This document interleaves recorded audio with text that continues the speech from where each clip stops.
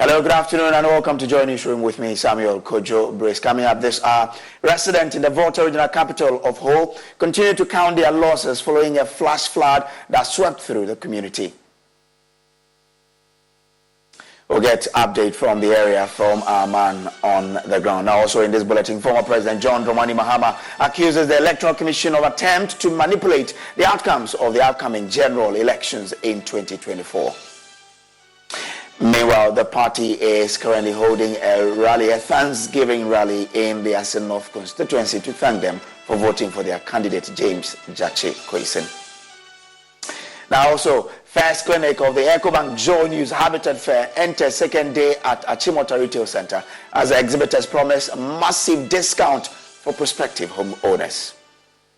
This is something that you can have here at the Achimota Mall. And you know, sometimes you have to travel all the way to Spintex, traffic and all that. And we are closer to you. So if you live around here, it's better to come in here at the Habitat Fair, Achimota Mall. These and many more coming up in this hour. We are a home of independent, fearless, and credible journalism. Please stay for details.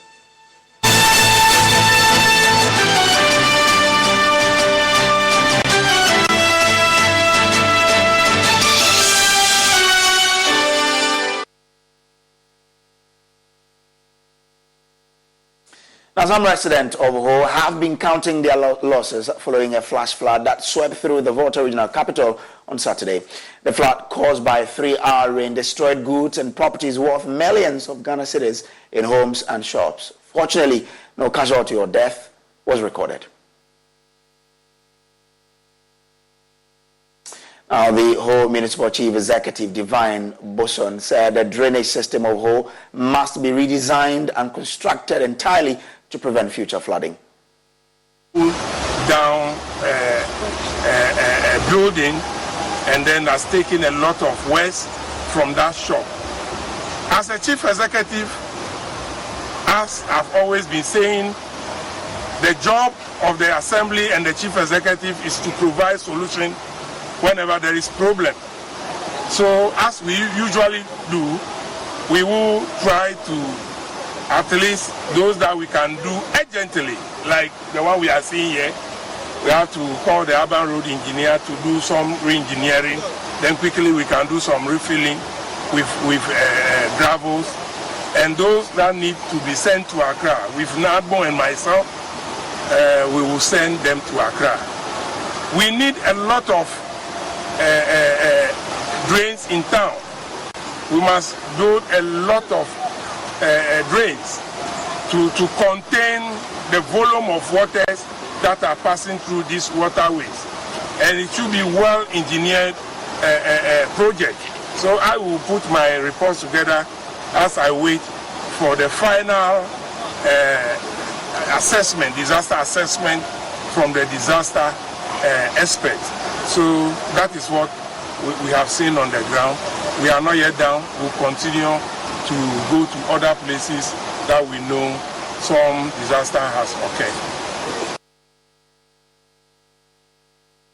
So let's bring you an update on the situation so far. Our man on the beat is Fred Kwame Asari. He's joining us via phone now. Fred, grateful that you could join us here. What can you tell us is the current situation there? Yes, so let me just run by what actually happened. The rain started about 3 p.m. Saturday, that was yesterday.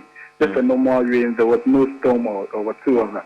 About 5 p.m. we started seeing videos of flooding in town being circulated on social media. The residents in Bankwe, Akpenamau, Ajimakofe Polyclinic, Ho Technical University, Barracks, prisons, Medical Village Powerhouse, and then Donokoji were the most affected by this flood because they are along the main drainage system that passes through the whole township. And let me also say that there is this shop in Civic Center. It is actually called Awunya. They deal in textile. Unfortunately, the flood water broke through the back of the store. So it swept away everything in the shop, textiles, clothing, jewelry, what. It swept all. The flood swept all. And then there were other hardware shops situated downstream. They also suffered heavy effects of the flooding exercise. We went around with the assembly engineers, the NADMO officials, and then some other stakeholders. What the affected or what the victims are saying is that the drains that pass through Bankwe down to housing through to Donokoji is too small to contain the volume of water when it rains. So what they are asking is that the drains should be expanded to make it big enough so that when it rains and then the volume of water or there's flooding and then the volume of water is quite large, the drain can actually contain the water and then it would not have to run into homes. Homes along the stretch, if you are in Ho, you get what I'm saying. Homes along Tonokoji, Adabalakoji were all affected. And what the residents are saying is that each year it rains, each year there's a heavy downpour, they experience it flooding, and then officials just come to them and talk to them and tell them that, okay, they would try and resolve the challenges that are the main causes of this flood. But then nothing is being done about it. The next year it rains, the same situation is experienced. So this time around, they are calling on the authorities to ensure that the main drainage system in Ho is redesigned and constructed altogether to ensure that in the near future or in the future they don't experience this flood and then eventually lose their lives and then property. Okay. We had the MC speaking there. What has been done to the victims of this flooding? You mean, okay, so the incident actually occurred yesterday, and then this morning we were removing their wells, putting their rooms in order. I posed the same question to the municipal NADMO director. They are in charge of this kind of situation. What he told me was that they are now moving around the communities. So even as we speak, they don't know the actual number of affected victims, the actual number of affected households, and whoever the actual number of affected victims and then houses and shops. So they don't even know what to do at the moment. However, they are just doing their assessment, going around the community. I'm told there are some other communities outside who that were also affected by this flood. So they are now going around the community, collating their data, and then to know that, okay, this is the number of people that were affected, this is the number of people that were displaced, this is the number of people that do not have food to feed on. And so they'll put those data, or they'll put the data together, and then they'll be able to tell what to provide these victims. I spoke to one woman earlier, and she told me that the flood water washed away her money, her food. As at the moment, she doesn't have anything to eat. She doesn't even know where to rest her head because her room was flooded during yesterday's downpour. So that is the situation. NADMO is saying that they would have to complete their assessment before they would know what to do to these victims.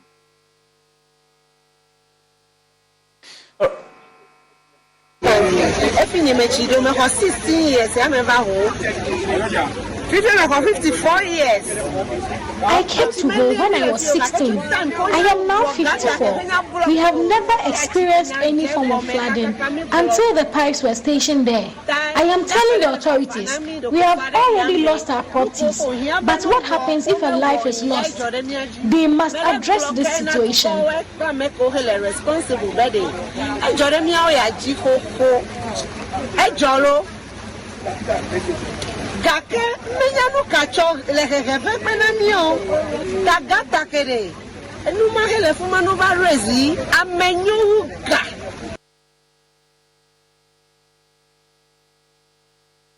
So there you have it, a victim of this. So Kwame, as we speak, the victims who have been identified, has the Assembly, offered any kind of support as they continue to find out the other victims? Well, what I would say to that is that we moved around with the MC and then the Assembly Engineer and then the Municipal and Water Regional NADMO Director. They all went there, they all went there empty-handed. They just want to ascertain what actually happened before they know what to do to these victims. To ask to if they have provided them with any relief item or maybe some sort of support. Nothing like that has been done as we speak. But I am told they would make provisions for all those things later on in the day. All right, grateful to you. That's Fred Kwame Asare. We also have the Assembly member for Bosomtoi area, Sefaji Agama. Grateful to you for joining us here. Now, in your area, how devastating is the impact of the flood? Thank you, and then good afternoon to your listeners. And what I can say is that all the drains in Ho empties in my community and then my electoral area.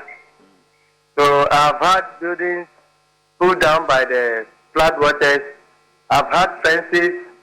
I have people's homes flooded, and the whole community and the entire municipality is so much devastated by this rainstorm and the flood.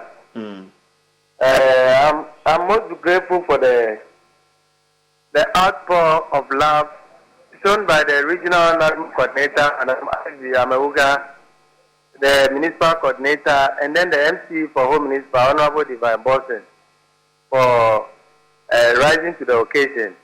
So this morning, when my call went to them, they were at hand, and we went round to ascertain the extent of damage in the community.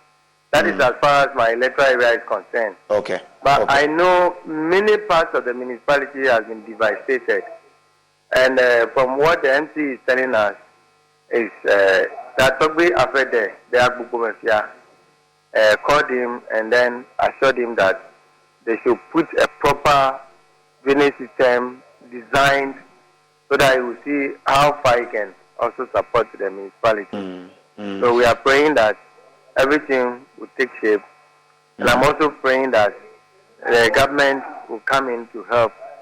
The way the devastation is, if the municipal assembly will have to face this in 20, 30 years, I'm not sure the assembly can solve this challenge. So we need all hands on deck. So what is happening to the displaced in your electoral area? The displaced, some are ravaging their wares. People are tidying up their homes. Things that have been washed away cannot be traced. Walls that have been pulled down. We are praying that the rain will subside and then people can get their lives back. But as I said earlier, that we are now ascertaining the extent of damage to property, and we are only grateful to God that so far we cannot say that there's been any life lost. But people have lost a great deal of property, and I don't know what to say now. I'm only praying that we get the needed support from every agency, every international organization, JICA, whatever. Let them come to our aid. Otherwise, the purpose of the oxygen city of the Home Municipal Assembly will be defeated with this rainstorm and then the flood. Okay. So as the night draws on, are we sure that there is none of the victims who won't get a place to stay tonight? We are yet to attend to the individual needs because we are ascertaining the extent of damage. We have gone community to community. For example, my electoral area was on Swing. We have had more than 5 places affected. But because of the extraneous or the extent of work that the MC and the team has to cover, we only visited 2 locations. So we are only praying that now that it's midday and the clouds have started gathering, we are not praying for further rain. Otherwise, the situation will be aggravated because as we speak, there are people who maybe, we don't know where they will sleep today if the rains fall again because the whole place is flooded. Fence walls are falling, buildings are broken down, shops have been evacuated by the rains. Can you imagine? Shops, the flood waters have entered shops and are taken almost everywhere out of the shops. Okay, and interesting. It's so pitiful. So I will use your medium. I want to use your medium to call for assistance. Okay. From wherever we can get assistance. It's a sad situation. We pray that you do get the support. So that's Sefaji Agama. He is Assembly Member for Bosomtoi electoral area in Ho. Let's just stay on floods because as flood water spread, they threaten lives, inundate homes and businesses, destroy property, damage and prevent access to essential needs. In our next episode of Floods of Trauma, Nana Boache Iyadon visits residents of Dichemso in the Ashanti region facing apprehension as their homes experience consistent floods. This isn't a moat house, neither is it a stilt building. This is an ordinary home in Dichemso, a popular community in Kumasi. In a traumatic event such as flooding, residents experience difficulty sleeping. They get depressed, angry, and heightened feelings of anxiety. So you can see, it takes some tactics or techniques to get into this building. So residents have adopted another route. Instead of using this particular gate, they would have to use another stretch. Even at some point in time, they have to jump this particular wall before they can get out of their house. With the slightest formation of dark clouds, Ikenya trembles. Her house is flooded after a downpour a week ago. In so tower I say ya, and that woman say, when you baby and fat, just a year, just hope you are wanting. I got about 3 hours, 4 hours.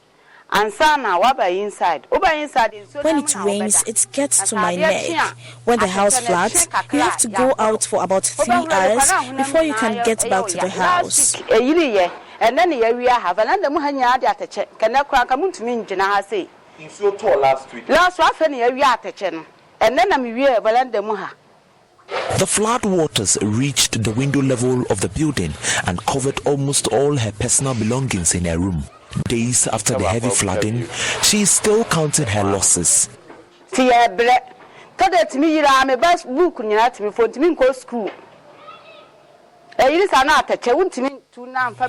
suffering. My child is unable to go to school because his books get wet. My room is flooded.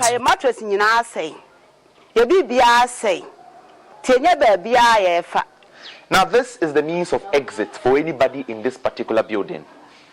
Because the house has flooded, they use this wall, this fence wall, as a means of exit.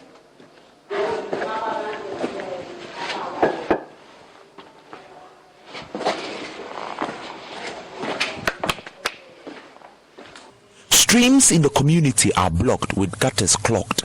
This isn't enough to properly channel the water at a rate that allows it to fully transport all the dirt, twigs, and leaves it collects, causing floods in the community. Now all gutters in this community is connected to this particular stream. The stream is unable to house the water because it is covered with sand. To allow the stream collect all the water, they have to scoop out the sand, and that is what is going on here. When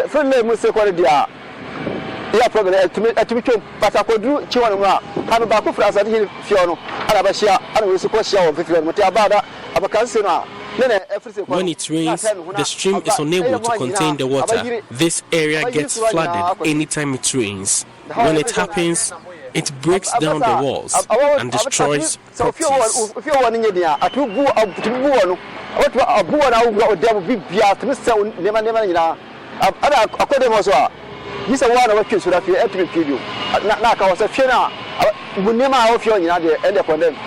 The Dichemso Community Mosque closer to the stream has flooded, leaving worshippers to adopt a smaller space for worship. Amos Mensah has been in the community for the past 12 years. He narrates the situation anytime there is a downpour.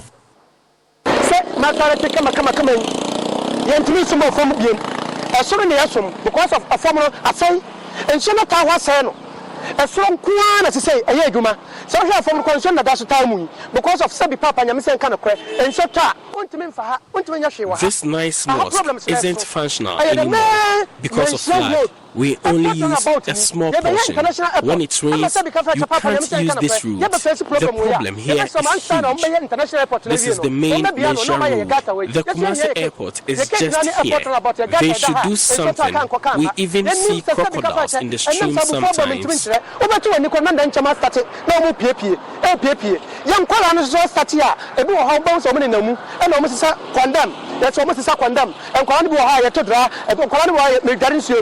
The flooded mosque can be described as a pond for fishing. They want government to help solve the flood problem in the community. We plead with the government to do something about this for us. We don't have any money to rent a new house. ebe sempen for madaroma ye gata we ye challenge na this gata. Authorities should fix the gutters for us. If not, our challenge will continue anytime it rains. For Joy News, my name is Nana Boache Dankwayado, Kumasi.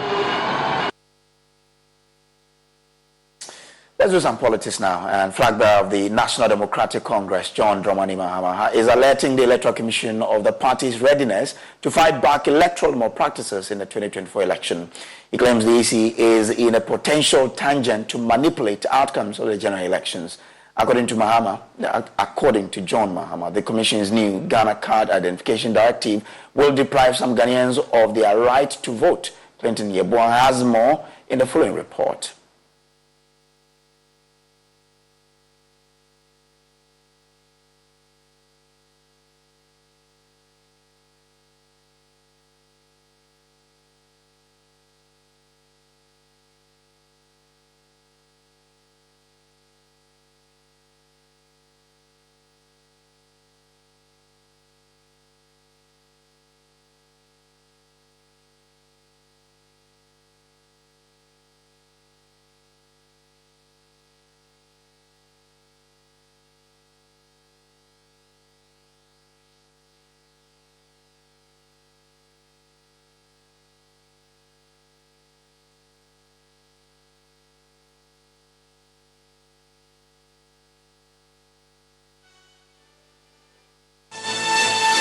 Sorry for the technical challenge. That will bring you details for that particular story later on. But as we speak now, the party is in the Asen North constituency where they are organizing a Thanksgiving rally to thank the electorate for voting for their candidate James Jachi Kwesen to be the Member of Parliament for the constituency. Let's take you there live now.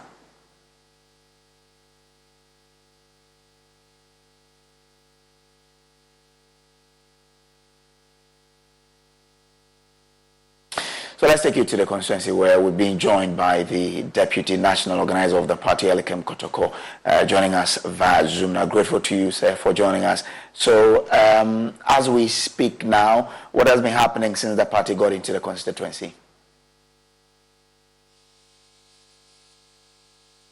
Elikem, kindly unmute so we can follow what you're telling us. Thank you so much, and good afternoon to your cherished viewers. Our sincere commiserations to the families of those who lost their beloved, and also to those who were injured. And also, I would like to use this opportunity to also extend a word of caution to those out there to be careful of the rains. It's come, and it can take lives if we are not careful, so we should tread cautiously.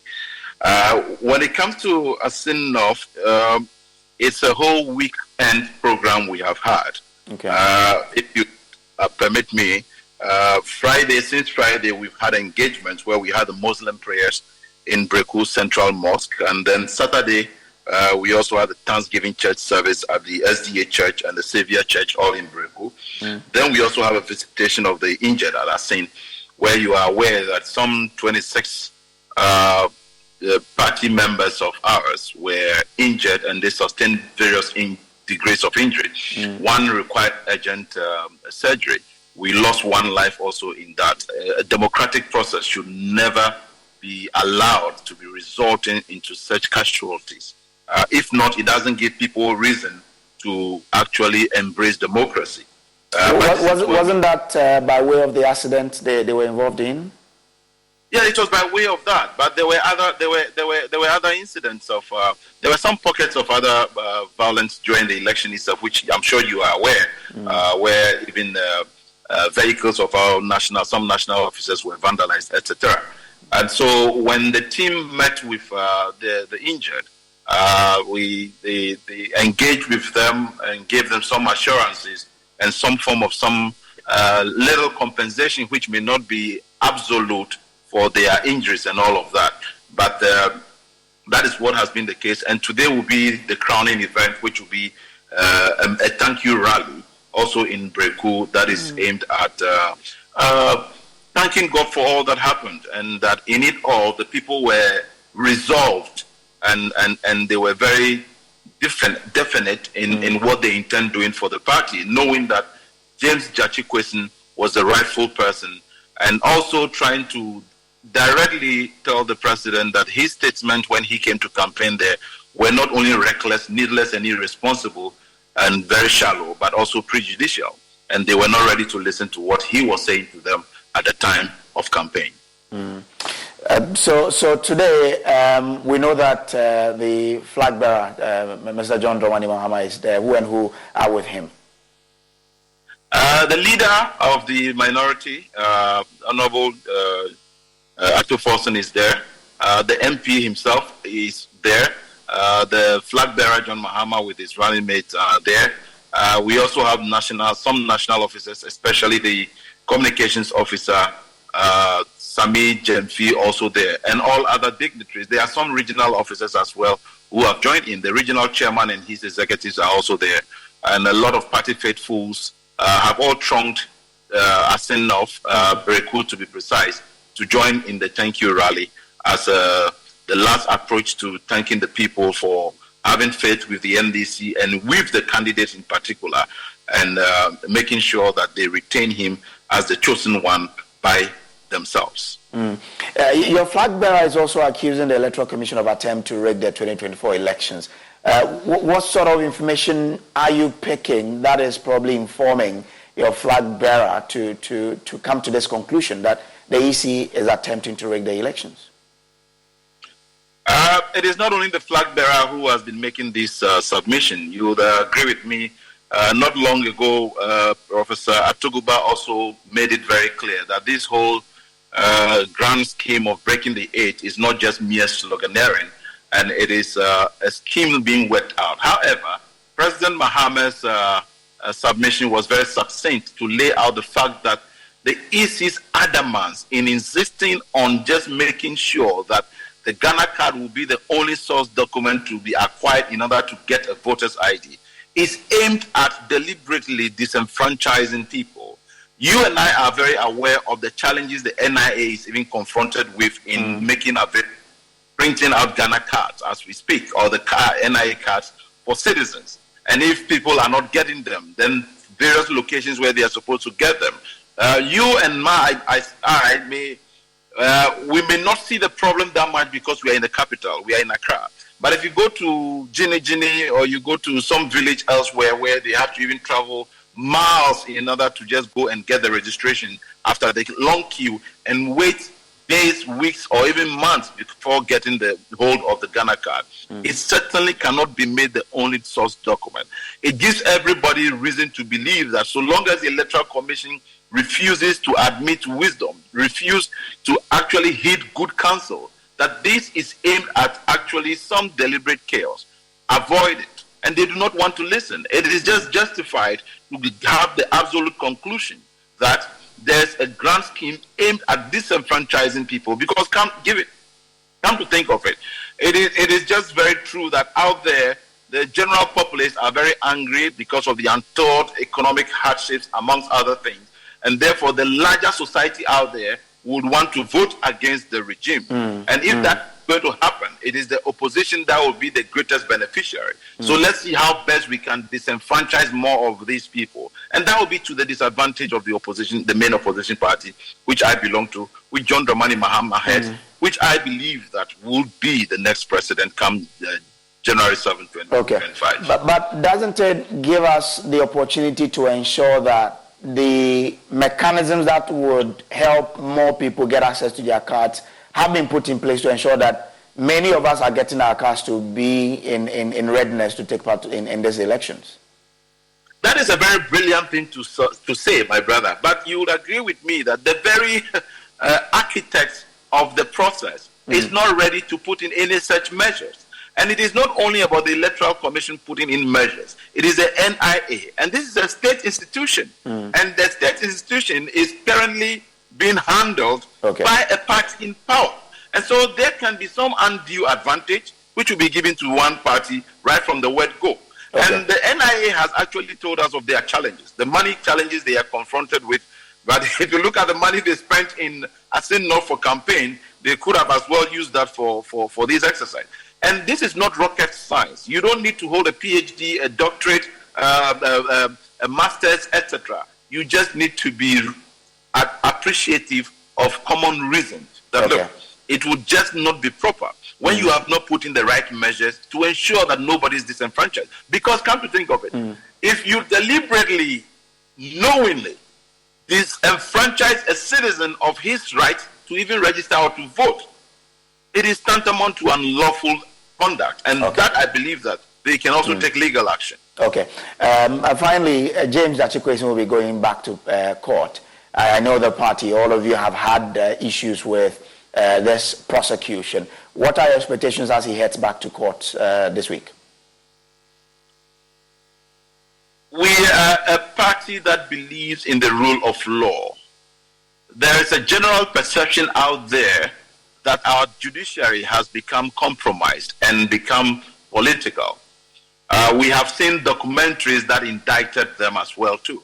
We only want to believe that if only due process, due diligence, and fairness is applied, James Gyakye Quayson would actually emerge victor, in the sense that he would actually be cleared of any charges, because we know for the evidence available to us and the facts as we have laid them bare to both the public and we know it ourselves, he has not committed a crime.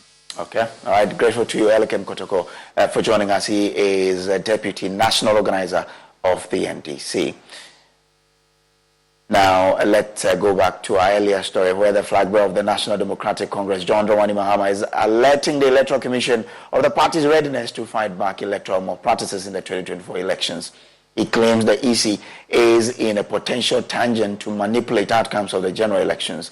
According to Mr. John Mahama, the Commission's new Ghana Card Identification Directive will deprive some Ghanaians of their right to vote. Clinton Yeboah has more in this report. Despite the opposition from sections of the populace, the Electoral Commission is proceeding with the use of the Ghana card for the compilation of the new voters' register. This leaves non-Ghana card-bearing Ghanaian voters incapable to participate in the 2024 general elections. The flag bearer of the National Democratic Congress describes the new directive as unnecessary. John Mahama believes the NPP will fasten on the bendable EC leadership and activities to retain power. The new patriotic party led by President Akufo-Addo has shown that they are prepared to resort to electoral manipulation through the pliant and partisan leadership of the Electoral Commission to hang on to power. It is our responsibility to give expression and manifestation to the desire of the Ghanaian people for change by remaining eternally vigilant and ensuring that the change is secured through democratic means and that no effort at undermining the change through rigging or other form of manipulation will succeed. It is in this light that we in the NDC wish to make clear that we will resist and prevent any sinister plot by the EC to manipulate the outcome of the 2024 elections, even before the first ballot is cast, through the needless and ununderstandable insistence on the Ghana card as the only means of registration.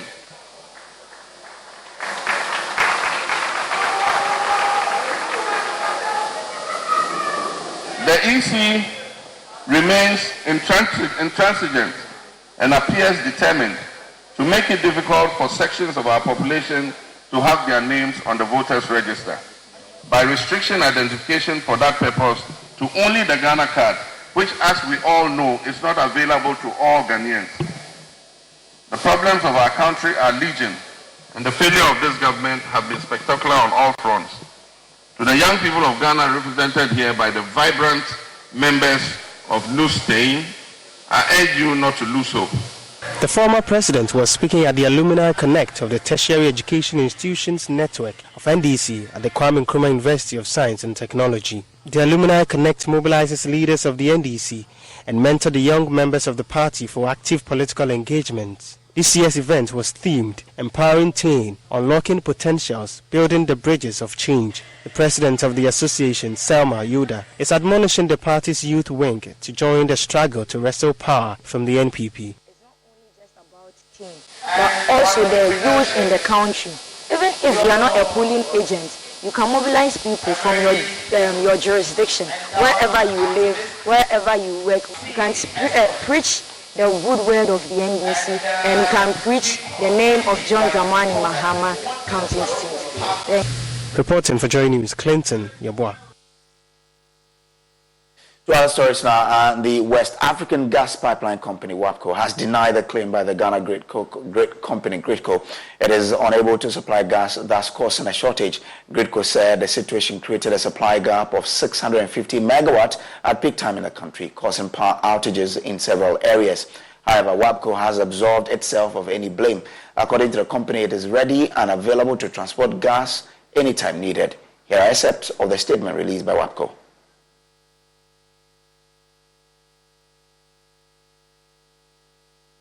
The West African Gas Pipeline Company Limited wishes to set the record straight that we did not have any technical issues and our facilities were and still are fully available to deliver gas.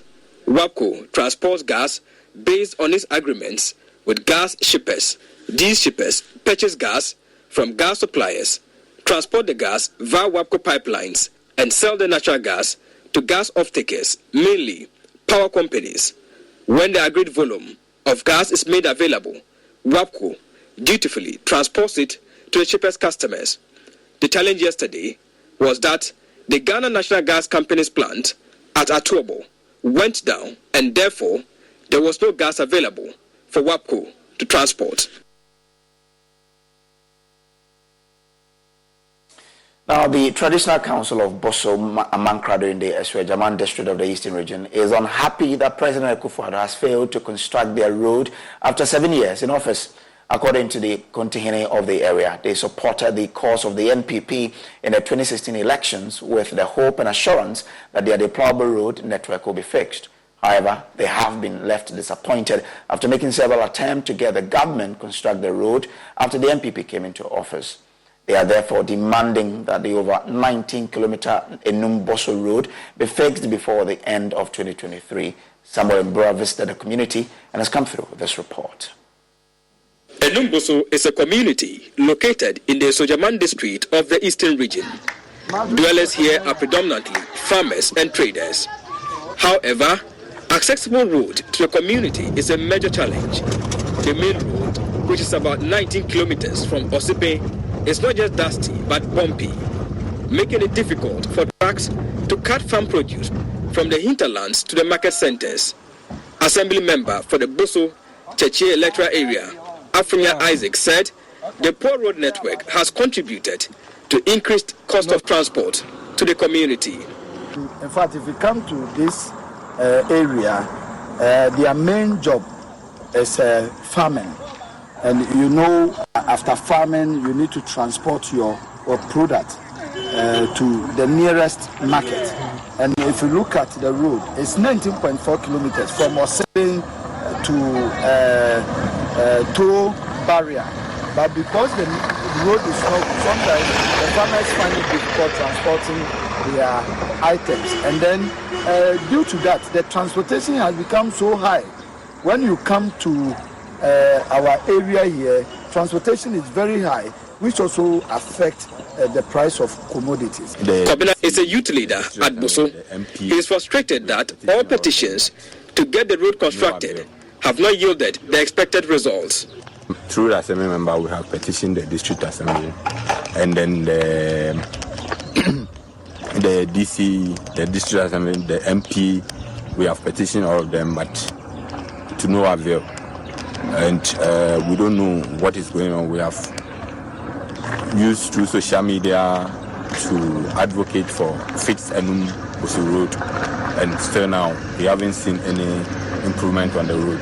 But Kote Hine, Osabarima Ajima Obo the second of the Boso Amankrado traditional area, said the MPP government should not wait till elections before they begin to work on his road. MPP government to buy my contract. When the MPP government came into office, our road contract was awarded and they started working on it aggressively, but stopped the work without reasons known to us. It is worrying. They should not wait for elections to continue the construction. Say do baby, one to some kind of the idea hardly. More come my lesson and look at what you now say. Or may come will be at it.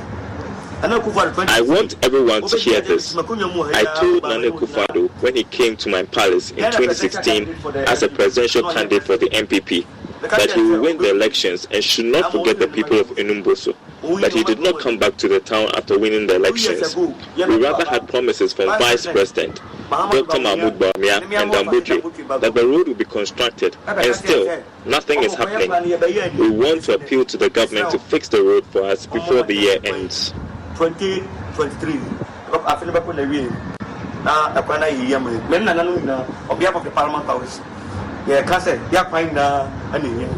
Meanwhile, farmers will continue to count their losses until the road is fixed because their produce will be lost to post-harvest losses as a result of the poor road network. Samuel Mbura, Joy News, Enumboso, Eastern Region. As we're watching Joy Newsroom, but still, we're going to take a quick break, but still to come. First clinic of the EcoBank Joy News Habitat Fair enters second day at the Achimota Mall as exhibitors promise massive discount for prospective homeowners. So this is something that you can have here at the Achimota Mall. And you know, sometimes you have to travel all the way to Spintex, traffic and all that, and we are closer to you. So if you live around here, it's better to come in here at the Habitat Fair, Achimota Mall.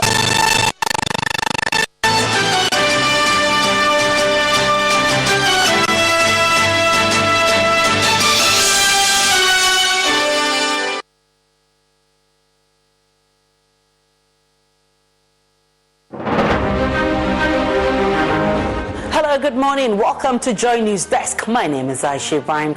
Let me tell you, this is not a small job at all. What can you report from the Fana community? We are still sounding the alarm for people who are hiding to know that help has come. The board is supposed to be meeting this morning to deliberate on this nominee. Yes, this problem has been recurring over time. The people have invested the fruits of their excellence, and you want to throw it away because you think you can. No, it's not lawful for him to do it, period. What's the basis that these financial assurances will be giving latest today? If you follow what had transpired over the week, we got the information when the president addressed the May Day celebration, indicating that China is going to come on board.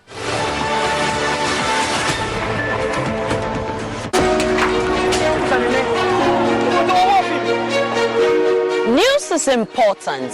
It's the only way you get to know the things that happen around you, what affects you today and the future.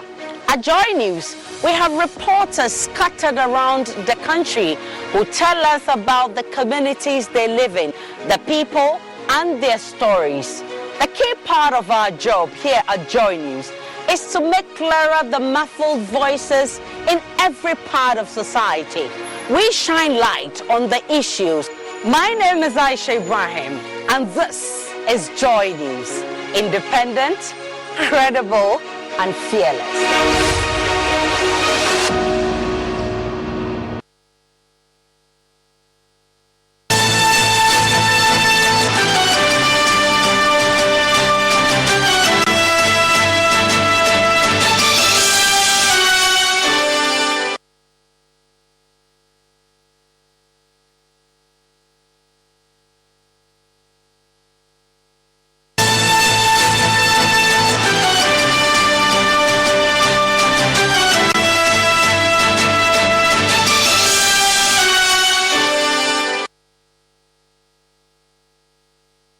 Welcome back from the break. Now, patrons of the mini clinic at the 2023 EcoBank Joy News Habitat Fair say they are overwhelmed with the opportunity provided to learn more about renting or owning their houses in the future. The EcoBank Joy News Habitat Fair is bringing together exhibitors and patrons to the Accra Conference Center in September as a one-stop shop to all housing needs. Ahead of the main event, organizers are treating patrons to special packages at the Achimota Retail Center mini clinic. Blessed Soga caught up with some of them. We're at the Achimota Retail Center, and we're just giving you a prelude to what's about to happen in September when we have the grand EcoBank JoyNews Habitat Fair for 2023, which is happening at the Accra International Conference Center. But you have a great opportunity from now all through to Sunday to take advantage of what we're calling a mini clinic. It's a surprise for you because there's so much in terms of discounts that you need to know about owning or either renting your home. We have a lot in store for you, and there's so much happening already as we speak here at the Achimota Retail Center, and I need to unpack that surprise for you if you're watching us on the Joy News channel. So why don't we get to it? We're opening the door right now and going through to give you what is in store for you when you come here to the Achimota Retail Center. So come closer, let's get to Cities and Habitat and find out what exactly is going on. So we get to speak to some of them. There are some patrons already engaging Cities and Habitat, but let's speak to some of them who are here. And my good friend is back here with me. Hello. Hi. I can see that it's going on well. You're interacting with your, patrons. But how has it been so far, the mini clinic of the EcoBank JoyNews Habitat Fair? Well, so far it's been great. I mean, we were here yesterday. We had some interactions. Today is a Saturday, the weekend, so we are expecting to have more people around. It's always like that, so. Really I see you wearing rent to own. What's that about? Okay, so rent to own basically is a project that we are working on in Pram. It's a city development, a well-planned city that we are working on. So we are having houses and lands on sale. We have very, very amazing discounts as well. So we are just here for everybody who wants to own their own property. What I can say is that they should just try and come and they'll hear it themselves. So this is something that you can have here at the Achimota Mall. And sometimes you have to travel all the way to Spintex, traffic and all that, and we are closer to you. So if you live around here, it's better to come in here at the Habitat Fair, Achimota Mall, and have an experience of these products. Yeah, I think I'm just passing around to be able to get one or two advice for, window. Yes, it's good for us to pass around to get technical advice. Most of the time, when we are putting up projects, we don't really get advice from the right people. So, these kind of fairs are quite good for us so that we can get advice from the right people. And I see that also you're getting to learn more about some of the options you have. Are you excited about it? Yes, sure. What message do you have, for instance, for those who are, watching, who would say, okay, this one is just on TV. Should they come? What message? Yeah, of course, you can come. You don't have to really buy, but you can learn for the future. So maybe not today, but you can gain some information for the future. So now you're also planning for the future, a big house. Yeah, sure. You want to come over, inquire. There are mortgage companies available. It is never too late to start. Come and inquire and get to know all that it is to own a property. Elegant Homes and General Construction Limited giving you a wide range of services, but it's still part of the EcoBank JoyNews Habitat Fair. The main event will be in September, but the excitement is on from all of our partners. Blessed Sugan reporting from the Achimota Retail Center. Back to you in the studio, and we'll see those of you who are really excited about owning your home or renting one here at the Achimota Retail Center for the EcoBank JoyNews Habitat Fair 2023 mini clinic, which is happening right about now. I'll see you soon. So let's meet at the Achimota Mall where the event is still ongoing, so you can find out for yourself which of the properties you can be owning today or tomorrow. We'll take a quick break. We'll be back with business. Stay with us.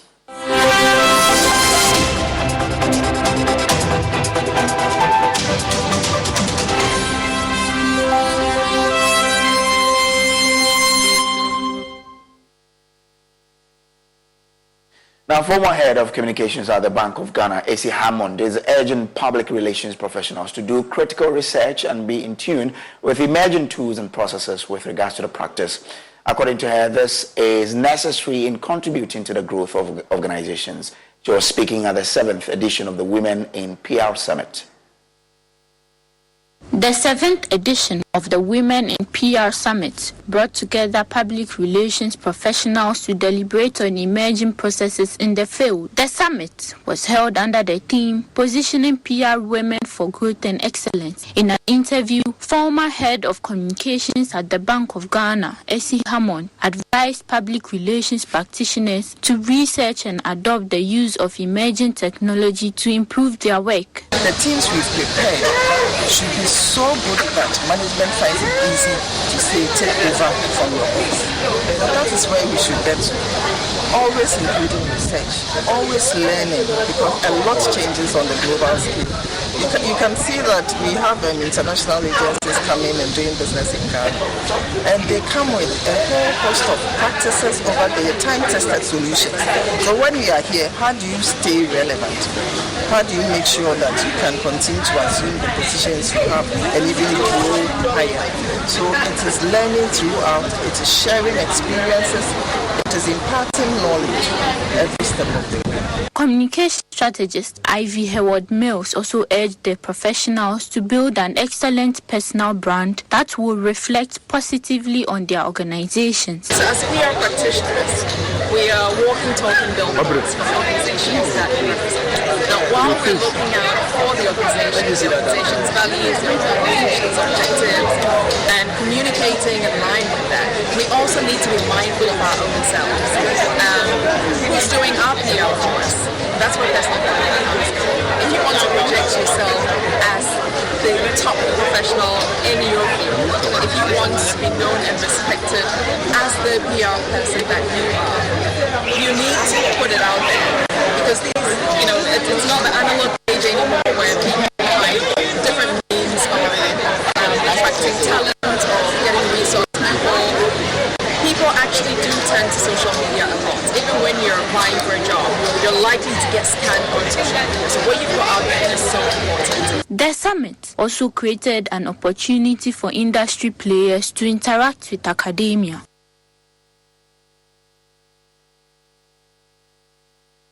Now, some fisher folks at Jamestown in Accra say they are living in hunger a week into the close season. The government has imposed a closed season on artisanal fishing from July 1 to August 1, 2023 to allow for the regeneration of the dwindling fishing stock in the sea. But fisher folks say they are unable to fend for their families as fishing is their only source of livelihood. More in this report. It's been barely a week since Minister for Fisheries and Aquaculture, Madam Hawa Kumsin, led a delegation to perform an annual ritual of closed season. The initiative, since its inception, has received mixed reactions from fisher folks. The story is no different this year, as fisher folks at Jamestown say they are starving. They suggest government should make cash payments to fishers to offset the anticipated revenue loss during the sit-home period in the face of the current economic challenges. The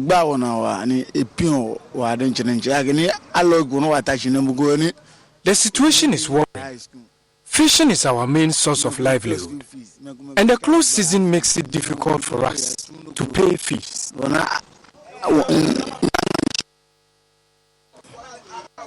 First question, I'm going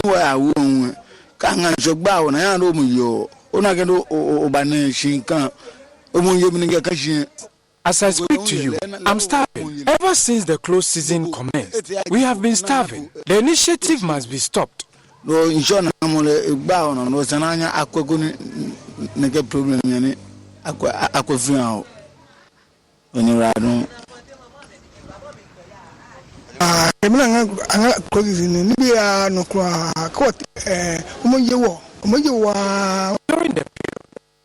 the price of social vices, government must assist us financially.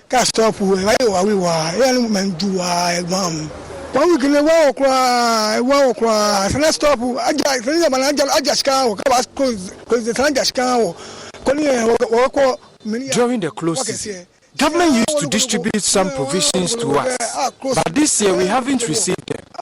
So government must have the initiative.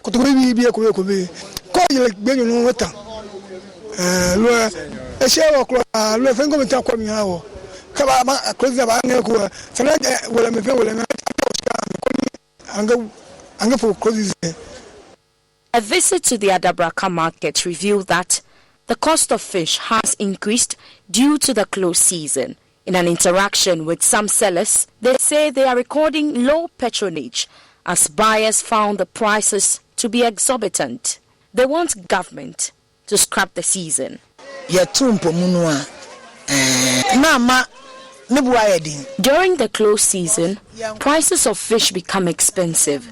Smoked herrings are fish we are able to store for long periods, and because of its lifespan, we are able to hold and sell at our desired price.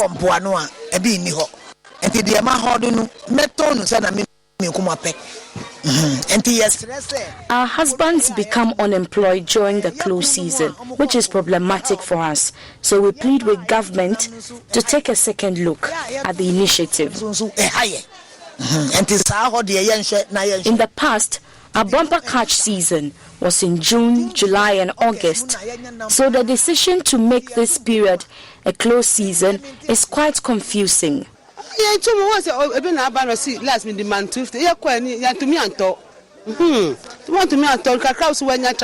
A customer complained that she recently bought fish for 250 cedis. Cost of transportation has also doubled, making business expensive and fending for the family difficult.